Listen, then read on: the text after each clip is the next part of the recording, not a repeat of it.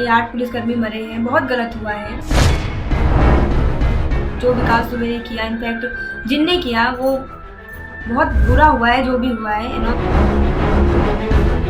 कोई हाथ नहीं है, लेकिन काफ़ी लोगों ने मेरी छवि बहुत बुरी बनाई है। और कभी कोई लड़की नहीं चाहेगी कि उसकी लाइफ में कभी एक ऐसी छवि आए जिसकी वजह से उसके फ्यूचर पे बहुत ज़्यादा इफेक्ट पड़ सकता है। तो बस ये दाग हटाने की पूरी कोशिश और तैयारी में लगी हूँ कि वो कभी किसी लड़की या किसी भी मतलब इंसान के साथ नहीं होना चाहिए, साथ नहीं होना चाहिए। पर हाँ, एक अंदर से भरोसा था पूरा कि मैंने कुछ नहीं किया है, तो ऊपर वाला मेरे साथ न्याय ही करेगा। सपना था कि एक डॉक्टर बनूं मैं, अच्छा एक इलाज कर सकूं कि लोग मुझे जाने अच्छे तरीके से। जिंदगी लगा आखिर ऐसा क्यों किया उन्होंने? क्या उनको डर है? आप राजनीतिक किसी पार्टी में आप आएंगी, कोई आपका आगे हम लोग कुछ आपको देख सकें राजनीति में भी आगे आने के लिए?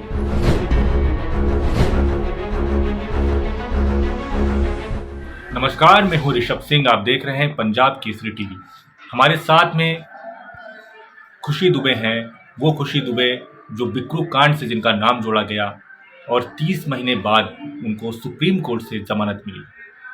खुशी दुबे हमारे साथ में हैं और खुशी दुबे से सवाल होंगे, हमारे कई सवाल होंगे। उनसे पूछेंगे कि किस तरीके से वो 30 महीने उनके जेल में बीते, उसके बारे में खुशी दुबे बताएंगी कि कैसा रहा हमारा वो 30 महीने का जो दौर था, वो किस तरीके से, किन कठिनाइयों से उन्होंने वहाँ पर बिताए। खुशी, पंजाब केसरी टीवी में आपका स्वागत है। खुशी, आप ये बताइए कि जो बिक्रू कांड था, जो बिक्रू कांड है, ये किसी से छिपा नहीं है। प्रदेश ही नहीं, देश में इस कांड की गूंज थी, लोग हिल गए थे, क्योंकि 8 पुलिसकर्मियों की एक हत्या हुई थी और विकास दुबे पर आरोप लगा था कि उन्होंने हत्या की है। आपका नाम जोड़ा जाता है, जो विकास दुबे के करीबी थे अमर दुबे, उनके साथ आपकी शादी हुई थी और उसके बाद 2 दिन बाद ही उनको एनकाउंटर में पुलिस ने मार गिराया। उसके बाद पुलिस ने एक आरोप आप पर लगाया कि जो ये कांड हुआ था, इसमें कहीं ना कहीं आपका षड्यंत्र, उस षड्यंत्र में आप शामिल थी। कई तरीके के एलिगेशंस आप पे लगाए और उसके बाद आपको जो है 4 दिन बाद जेल में भेज दिया गया। इस पूरे घटनाक्रम को आप किस तरीके से देखती हैं? इस पूरे घटनाक्रम को, हालांकि जो मैटर हुआ है, ये 8 पुलिसकर्मी मरे हैं, बहुत गलत हुआ है। जो विकास दुबे ने किया, इनफैक्ट जिनने किया वो बहुत बुरा हुआ है, जो भी हुआ है एंड ऑल, पर उसकी सज़ा उन इंसान को नहीं मिलनी चाहिए जिसने कुछ नहीं किया हो। हालांकि मेरा इसमें कोई हाथ नहीं है, लेकिन काफ़ी लोगों ने मेरी छवि बहुत बुरी बनाई है, जो मैं चाहती हूँ कि मैं उस छवि से बहुत दूर रहूँ। और कभी कोई लड़की नहीं चाहेगी कि उसकी लाइफ में कभी एक ऐसी छवि आए जिसकी वजह से उसके फ्यूचर पे बहुत ज़्यादा इफेक्ट पड़ सकता है। तो बस ये दाग हटाने की पूरी कोशिश और तैयारी में लगी हुई हूँ। खुशी, जिस तरीके से जब ये कांड हुआ पूरा और उसके बाद जो है आपको पुलिस ने जो है पूछताछ के लिए आपको लाया, वो जो दौर रहा बीच का, वो पुलिस की जो कार्यशैली पर कई सवाल या निशान उठाए, लोगों ने भी उठाए। क्या रहा जो आपको, किस तरीके का पुलिस ने आपको टॉर्चर किया, या किस तरीके आप पुलिस के प्रति क्या आपका वो रहा? मैं 4 तारीख की रात में मुझे पुलिस वाले साथ ले गए थे और 4 से 8 तारीख के बीच में 4 दिन थाने में रही थी।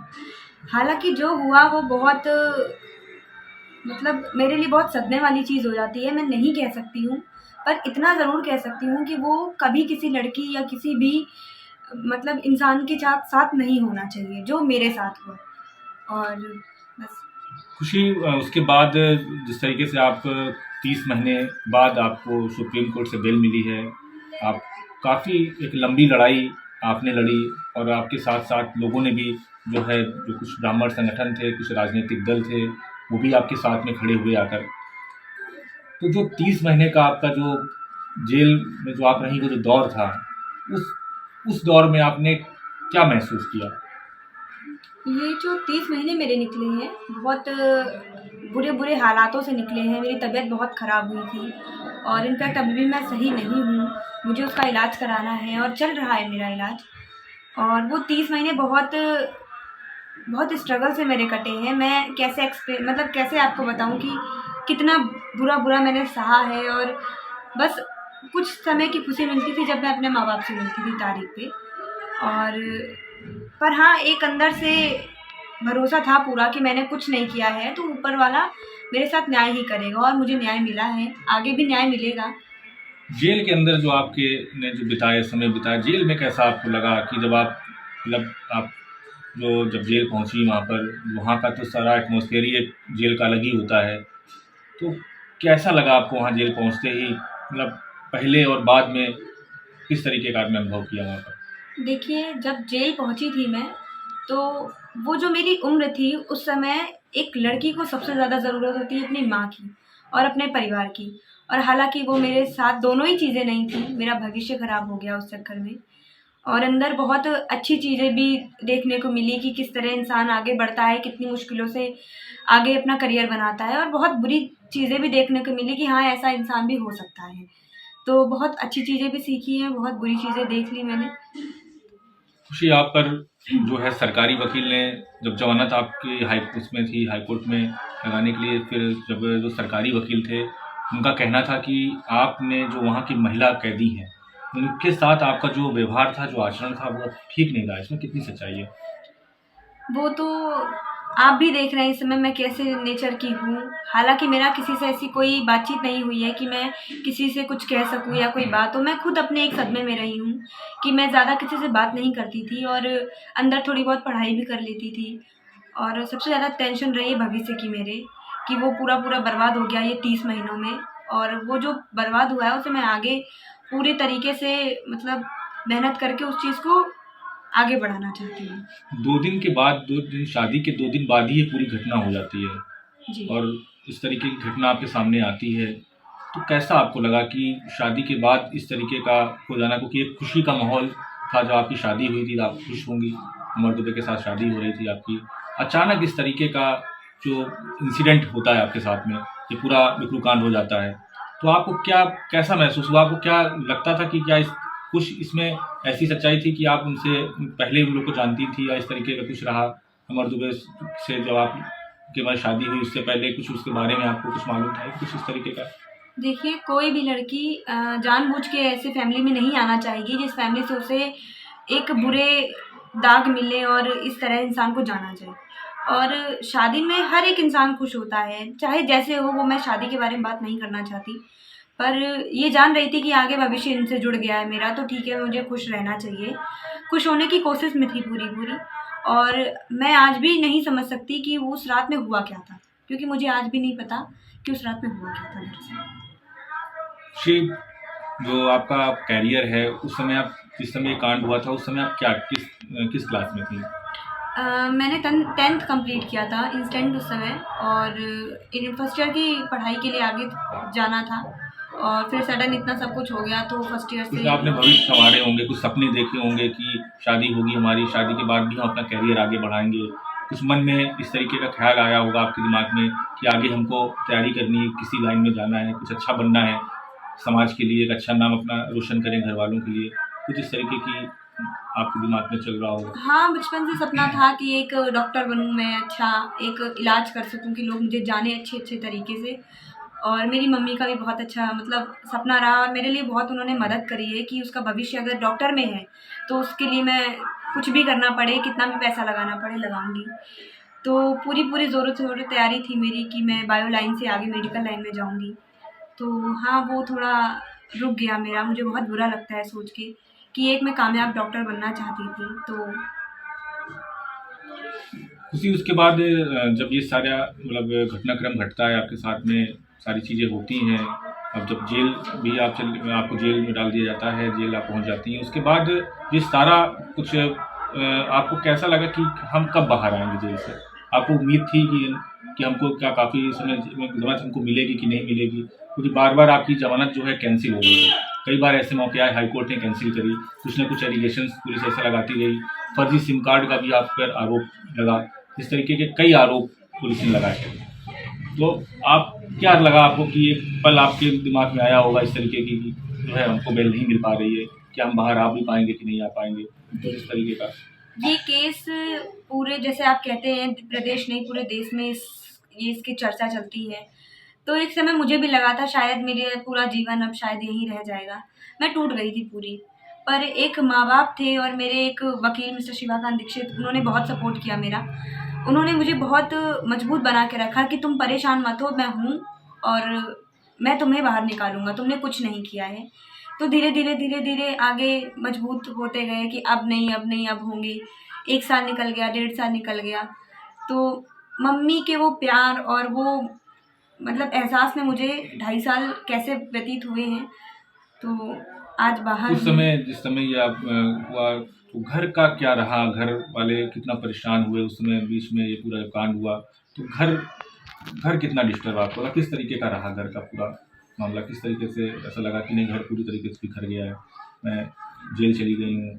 तो क्या आपको कोई मतलब आपको नहीं लगा कि नहीं मेरे अगर मैं जेल चली गई हूँ और कोई साथ देने वाला मेरा नहीं है? मेरे परिवार की इतनी अच्छी हालत नहीं है, हम मिडिल क्लास फैमिली से बिलॉन्ग करते हैं। तो हाँ, चिंता बहुत रहती थी कि इतना पैसा नहीं है हमारे पास, कैसे छूटेंगे, कैसे क्या होगा? और शायद मैं कभी नहीं छूट सकती हूँ, माँ-बाप कहाँ तक भागेंगे, क्या-क्या कर सकते हैं। और उसी बीच मेरे शिवाकांत दीक्षित मिले, उन्होंने मेरी सपोर्ट किया मेरा और उनका बहुत योगदान रहा क्योंकि है। बहुत सारे लोग कई संगठन आपके सामने आए, पक्ष में आए आपको न्याय दिलाने के लिए। कुछ राजनीतिक पार्टियां जिसमें से कि आम आदमी पार्टी के संजय सिंह ने भी आपकी काफ़ी बताया जाता है मदद करी है और कांग्रेस में ने भी मदद करी। हालांकि आपकी जो सिस्टर थी नेहा तिवारी, उनको कानपुर के कल्याणपुर विधानसभा से उनको टिकट भी दिया गया। जीत नहीं पाई लेकिन एक मुद्दा बना, एक राजनीतिक मुद्दा बना। तो क्या लगता है आपको कि जो एक राजनीतिक मुद्दा बना ये सही था राजनीतिक पार्टियों को, क्योंकि आप जेल में थी और राजनीतिक पार्टियां इसको मुद्दा बना रही थी? देखिए, इस बारे में मुझे कोई ख़ास जानकारी नहीं है, तो इस बारे में मैं कुछ कह नहीं सकती। पर हाँ, मेरा इन दिनों में मेरे परिवार का मेरा बहुत साथ दिया है, जैसे ब्राह्मण समाज ने दिया है, अ, और कांग्रेस पार्टी ने दिया है और आम आदमी पार्टी ने किया, बीएसपी ने किया। बहुत सारी पार्टियों ने इसमें योगदान दिया है अपना, जिसकी वजह से आज मैं बाहर बैठी हूँ। जैसे कि हमारी पूजा है और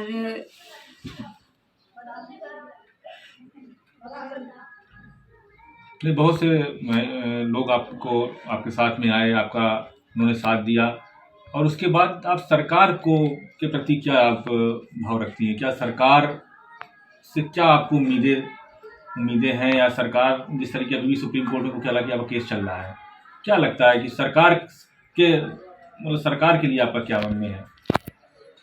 देखिए, क्योंकि सरकार का बार तो बार जो है आपकी जमानत को खारिज करने के लिए कोई ना कोई एलिगेशंस लगाए गए गवर्नमेंट की तरफ से इस तरीके की कि आपकी जो है जमानत ना हो पाए। तो सरकार के लिए आप क्या कहेंगे कि आखिर हम हम तो निर्दोष थे लेकिन बार बार जो है हमको दोषी बनाया जा रहा है, हमको जमानत नहीं मिल रही है, बार बार को जो है सरकार के सरकारी वकील जो है उसमें जो एलिगेशंस लगा रहा था जमानत ना हो पाए, आखिर क्या कहेंगे गवर्नमेंट के लिए आप? मैं गवर्नमेंट के लिए तो कुछ कहना नहीं चाहती हूँ। हालाँकि उन्होंने मतलब जो है वो ठीक है, पर मैं अपनी तरफ की बात करती हूँ कि मेरा सुप्रीम कोर्ट से विवेक तनखा जी मेरे लिए खड़े हुए, उन्होंने मेरे एक लिए वरिष्ठ मेहनत वरिष्ठ की। वकील हैं वो। वरिष्ठ हैं, बहुत वरिष्ठ हैं और एससी से मुझे ज़मानत मिली है, जिसकी शायद मैं एक्सपेक्टेशन नहीं कर सकती थी कि मुझे कभी ऐसा होगा। मेरे लिए उन्होंने मेहनत करी है, तो विवेक तनखा जी के लिए बहुत-बहुत धन्यवाद है।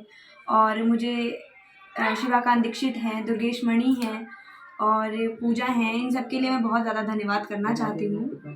राजेंद्र नाथ त्रिपाठी हैं, उन्होंने बहुत ज़्यादा सहयोग किया है, सबसे पहले हमारे घर आए हैं वो, तो उनके लिए शुक्रगुज़ार हूँ मैं। खुशी, उसके बाद जब आप जमानत से बाहर आई, उसके बाद जो कानपुर का जो प्रशासन था, जो कानपुर की पुलिस थी, आपकी निगरानी के लिए, आपकी गतिविधियों के लिए उन्होंने आपके घर के आसपास सीसीटीवी कैमरे भी लगाए हैं। आखिर ऐसा क्यों किया उन्होंने? क्या उनको डर है? देखिए, ये क्यों निगरानी की जा रही है? मुझे इस बारे में क्लियर नहीं है कि वो पुलिस ने लगाए हैं या किस रीज़न से लगे हैं। अगर उन्हें सेफ्टी, जैसे मैं बार-बार कह रही हूँ, अगर उन्हें सेफ्टी का ही था, तो एक पर्सनली एक मुझे गार्ड दे देते, गनर दे देते और ठीक है, यहाँ तो उन्होंने मेरे लिए सिक्योरिटी का इंतज़ाम कर दिया। मुझे हर सोमवार जाना है, हाज़िरी लगानी है, तो मुझे रास्ते के लिए भी सिक्योरिटी की ज़रूरत पड़ सकती है। तो उन्होंने सिक्योरिटी के लिए नहीं, आपने कुछ लिख के यहाँ के कमिश्नर को दिया कि नहीं मुझे सुरक्षा चाहिए क्योंकि मेरी जमानत हुई है और इतना बड़ा ये कांड हुआ था, उसके बाद हम जेल से बाहर आए हैं। हमको भी सुरक्षा चाहिए। सुरक्षा में सीसीटीवी कैमरे तो लगा दिए प्रशासन ने, लेकिन हमको तो कोई सुरक्षा नहीं दी। तो कोई ऐसी आपने एप्लीकेशन वहाँ लगाई हो, सुरक्षा के लिए मांगी हो, सुरक्षा की गुहार लगाई हो, कुछ इस तरीके का आपने किया?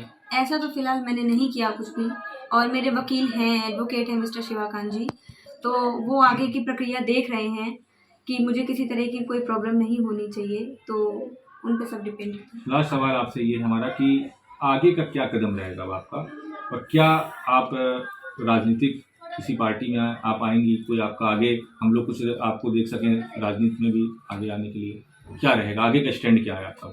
देखिए, आगे अभी भविष्य में स्टडी करनी है, पढ़ाई करनी है। बहुत लॉस हो गया मेरा 2.5 साल में, और जैसे बताया था मेरा सपना था डॉक्टर का।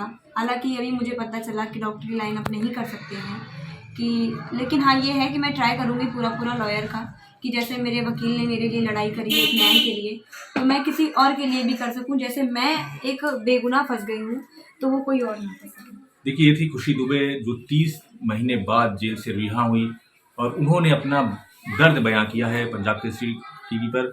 किस तरीके से वो 30 महीने उनके जेल में बीते, कितनी परेशानियों का उनको सामना करना पड़ा, जो उनका आगे का उन्होंने बताया कि हमें आगे पढ़ाई करनी है, राजनीति में अभी हमें इंटरेस्ट नहीं है इतना, लेकिन आगे जो उनकी शिक्षा जो रुक गई थी हाई स्कूल के बाद, फर्स्ट ईयर तक उन्होंने पढ़ाई की थी, उसके बाद वो जेल चली गई थी। आगे की वो पढ़ाई करना चाहती हैं। उनका सपना था कि हम डॉक्टर बने, लेकिन हालांकि इतनी परिस्थितियां बिगड़ गई कि वो अब उस लाइन में नहीं जा सकती हैं। लेकिन उन्होंने कहा है कि मैं लॉयर बनूंगी, और जिस तरीके से हमको जो है हमारे वकील ने न्याय दिलाया है, उसी तरीके से हम लोगों को न्याय दिलाएंगे। पंजाब केसरी टीवी में बस इतना ही इस कार्यक्रम में, फिलहाल इतना ही। आप देखते रहिए पंजाब केसरी टीवी। हमसे जुड़े रहने के लिए हमारे YouTube चैनल को सब्सक्राइब करें और नई वीडियो की नोटिफिकेशन के लिए बेल आइकॉन को दबाएं।